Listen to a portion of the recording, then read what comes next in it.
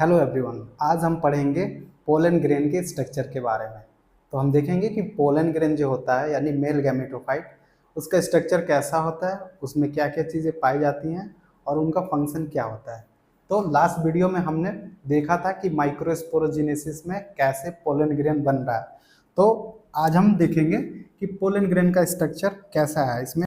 तो हम एक पोलन ग्रेन का स्ट्रक्चर बनाने जा रहे हैं और हम देखेंगे कि इसमें क्या क्या चीज़ें पाई जा रही हैं। तो ये पोलन ग्रेन है, इसमें दो सेल होते हैं।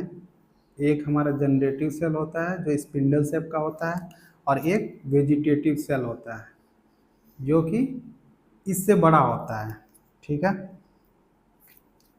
और एक जो सबसे बाहर की लेयर होती है पोलन ग्रेन की, उसको हम कहते हैं एक्साइन।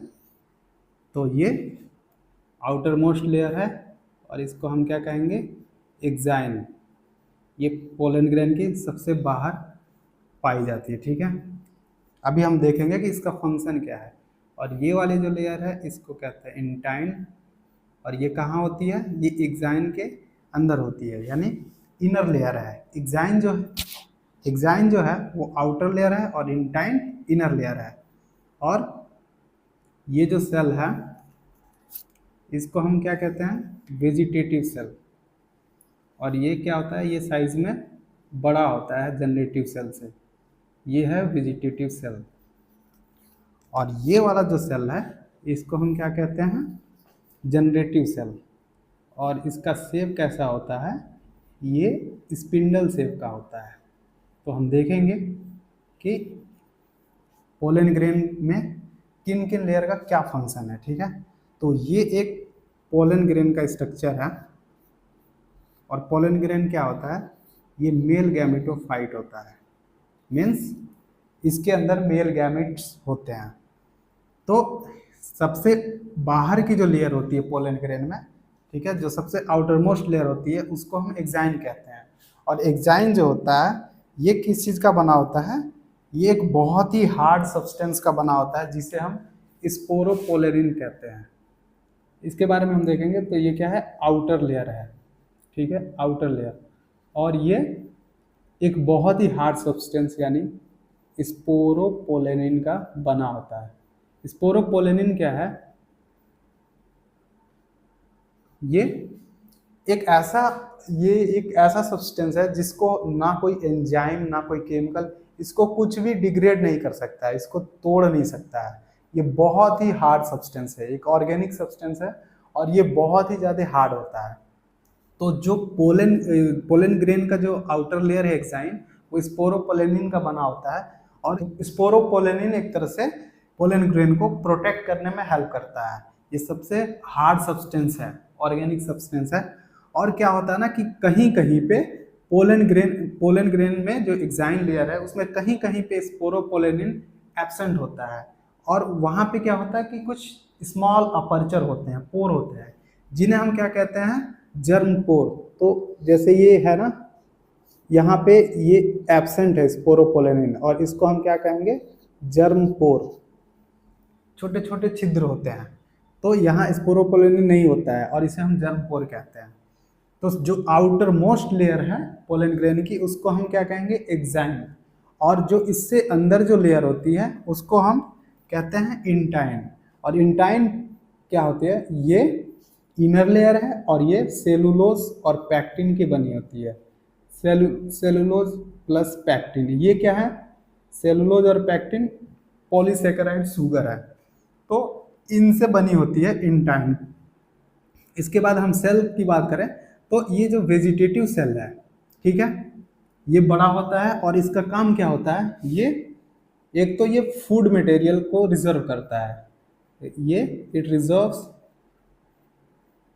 Reserve food material. और दूसरा इसका फंक्शन जो है वो जब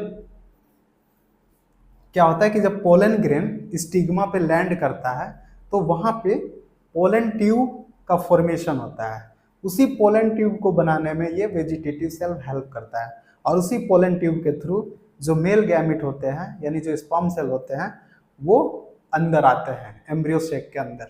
तो वेजिटेटिव सेल का फंक्शन क्या है, एक तो फूड मटेरियल को ये स्टोर करता है और दूसरा ये हेल्प कर रहा है किसमें, पोलन ट्यूब के फॉर्मेशन में, ठीक है। और ये जो सेल है इसको हम जनरेटिव सेल कहते हैं, और जनरेटिव सेल यही हमारा मेन सेल है। क्यों, क्योंकि ये मेल गैमिट का फॉर्मेशन करेगा, ठीक है। ये अभी जो पोलन ग्रेन है ये 2 सेल स्टेज में है, मीन्स आप देख सकते हैं कि इसमें 2 सेल है, 1 2, तो ये 2 सेल स्टेज है। और ये लगभग 60% एंजियोस्पर्मिक प्लांट स्पीसीज में ये वाली स्टेज पाई जाती है। मीन्स पोलन ग्रेन सेड होने से पहले ये 2 सेल्ड स्टेज में होता है, ठीक है। और लगभग 40% एंजियोस्पर्मिक प्लांट स्पीसीज में 3 सेल्ड स्टेज पोलन ग्रेन पाया जाता है। उसमें क्या होता है कि ये जो जनरेटिव सेल है ये माइटोसिस डिवीजन करता है और ये 2 और सेल बनाता है, मेल गैमिट, मेल गैमिट यानी स्पर्म सेल। तो ये जनरेटिव सेल जो है ये 2 स्पर्म सेल का निर्माण करता है, ठीक है। तो वो 3 सेल स्टेज स्ट्रक्चर बनता है, पोलन ग्रेन का वो जो स्ट्रक्चर है वो 3 सेल स्टेज होता है। और लगभग 40% स्पीसीज में 3 सेल स्टेज पाया जाता है। तो ये जनरेटिव सेल का फंक्शन हमने देखा कि ये क्या करता है, ये मेल गैमेट यानी स्पर्म सेल बनाता है, ठीक है। और ये मेल गैमेट यानी स्पर्म सेल क्या करेंगे, आगे चल के ये फर्टिलाइजेशन करेंगे, ठीक है। तो ये पोलन ग्रेन का स्ट्रक्चर है और ये डबल वॉल्ड लेयर होता है, इसमें 2 लेयर पाई जाती है, एक आउटर लेयर जिसे हम एक्साइन कहते हैं और एक इनर लेयर जिसे हम इंटाइन कहते हैं। और इसमें 2 सेल पाए जाते हैं, एक वेजिटेटिव सेल जो कि फूड मटेरियल को स्टोर करता है और पोलन ट्यूब बनाने में हेल्प करता है, दूसरा हमारा जनरेटिव सेल। जनरेटिव सेल क्या है, ये माइटोसिस डिवीजन करके मेल गैमेट यानी स्पर्म सेल बनाता है, ठीक है। तो ये पोलन ग्रेन का स्ट्रक्चर हो गया। अब हम थोड़ा सा देख लेते हैं कि पोलन ग्रेन जो है इसका डायमीटर क्या होता है। तो पोलन ग्रेन लगभग 25 to 50 माइक्रोमीटर का होता है, इसका ये डायमीटर होता है, ठीक है। ये इसका क्या है, डायमीटर है 25 to 50 माइक्रोमीटर का ये होता है, ठीक है। डिफरेंट प्लांट स्पीसीज में डिफरेंट टाइप के पोलन ग्रेन पाए जाते हैं। अब पोलन ग्रेन से कुछ प्रोडक्ट भी बनते हैं, जैसे टैबलेट हो गया, वैक्स हो गया, सिरप हो गया। पोलन जो एथलेटिक्स होते हैं उनके यूज़ के लिए भी प्रोडक्ट बनाए जाते हैं पोलन ग्रेन से, ठीक है। अगर हम पोलन की वायबिलिटी की बात करें कि एक पोलन ग्रेन कब तक वायबल रह सकता है, तो क्या होता है कि डिफरेंट स्पीसीज में डिफरेंट तरह की वायबिलिटी है। जैसे हम देखेंगे तो अगर हम पोलन ग्रेन की वायबिलिटी की बात करें तो ये कुछ स्पीसीज में, ठीक है, ये वायबल होता है लगभग 30 मिनट्स के लिए, ठीक है, सिर्फ 30 मिनट्स। किस में रहेगा, सीरियल्स में, जो अनाज होता है ना, जैसे चावल हो गया, तो सीरियल्स में ये 30 मिनट तक वायबल होता है, बनने के बाद ये 30 मिनट तक वायबल रहेगा। और कुछ फैमिली है जैसे सोलेनेसी, लेग्यूमिनेसी, इनमें क्या होता है, ये कुछ महीनों तक, सेवरल मंथ्स, ये एनसीईआरटी के अकॉर्डिंग सेवरल मंथ तक उनमें वायबल होता है। जैसे कि सोलेनेसी फैमिली है और लेग्यूमिनेसी है, ये एग्जाम्पल है, इनके अंदर ये कुछ महीने तक वायबल रहता है पोलन ग्रेन, ठीक है। तो ये वायबिलिटी की बात कर ली हमने। अब देखेंगे कि पोलन ग्रेन से एलर्जी भी होता है कुछ। तो क्या होता है कि पोलन ग्रेन एलर्जी भी कॉज करता है, जिसमें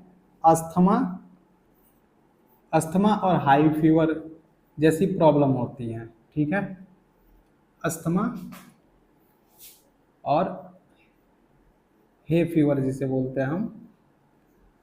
और कौन सी स्पीसीज होती है पोलन ग्रेन की, तो ये होता है एमेरेंथस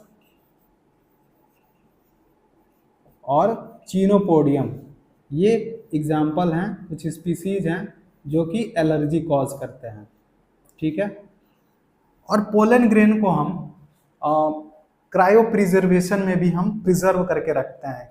हम किस पे रखेंगे, -196 डिग्री सेल्सियस टेम्परेचर पे पोलन ग्रेन का हम क्या करते हैं, क्रायो प्रिजर्वेशन। ये नीट में पूछा गया क्वेश्चन है, ठीक है। तो पोलन ग्रेन को हम क्रायो प्रिजर्व करके रख सकते हैं -196 डिग्री सेल्सियस टेम्परेचर पे, क्योंकि इसमें स्पोरोपोलेनिन जो पाया जाता है वो डिग्रेड नहीं होता है। तो ये जो पोलन ग्रेन है वो फॉसिल की तरह भी यूज होता है। तो पोलन ग्रेन को हम एक तरह से क्या कह सकते हैं, ये फॉसिल्स भी कह सकते हैं। और ये पोलन बैंक, ये जो क्रायो प्रिजर्वेशन करते हैं हम इसका, तो पोलन बैंक में हम इसको रखते हैं, पोलन बैंक बनाते हैं हम इसका, और पोलन बैंक में हम पोलन ग्रेन को प्रिजर्व करके रखते हैं। तो ये सारी चीज़ें थी पोलन ग्रेन के बारे में। तो आई होप कि आपको वीडियो समझ में आया हो। Thank you.